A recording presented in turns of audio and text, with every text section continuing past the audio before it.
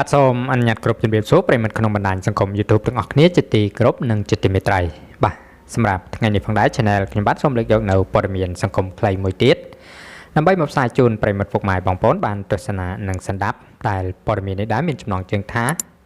ស្ត្រីម្នាក់ទើបតែទិញម៉ូតូបាទជិះទៅកាប់ផ្លាកលេខស្រាប់តែត្រូវបានប៉ូលីសចរាចរណ៍ចាប់ផាកពិន័យបាទ 25,000 រៀលតវ៉ាចុះឡើងក៏បង្កើតជាចំនួនតែម្ដងបាទ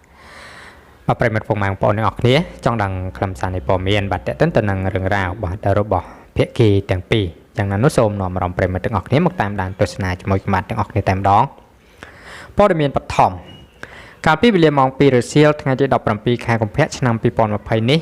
មានករណីផ្ទុះជម្លោះមួយបានកើតឡើងរវាងសមត្ថកិច្ចចរាចរណ៍ជាមួយនឹងស្ត្រីជាអ្នកដំណើរម្នាក់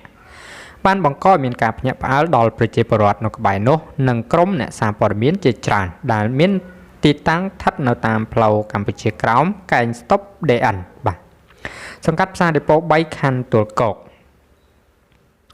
បាទតាមប្រភពព័ត៌មានពីកន្លែងកាត់ហេតុបានឲ្យដឹងថាសមត្ថកិច្ចចរាចរណ៍បានចាប់បាទធ្វើការផាកពិន័យទៅលើម៉ូតូមួយគ្រឿងម៉ាកក្លេចបាទដែលគ្មានស្លាកលេខនិងឈប់លើគំនូសសញ្ញាចរាចរណ៍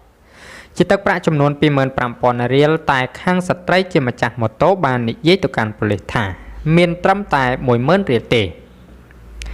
មកក្រោយមកភាគីទាំងសងខាងក៏បានប្រកែកគ្នារហូតឈានដល់ការទាញទូរស័ព្ទបាទមកថតរៀងៗខ្លួនបាទក្នុងនោះដែរប៉ូលីសអនុវត្តច្បាប់ចរាចរណ៍បានផ្ដល់កិច្ចសម្ភាស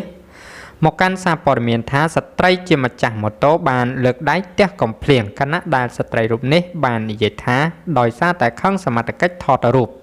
ក៏បានក្រវៀសដៃមិនមានបំណងដោយការលើកឡើងពីសមត្ថកិច្ចនោះទេ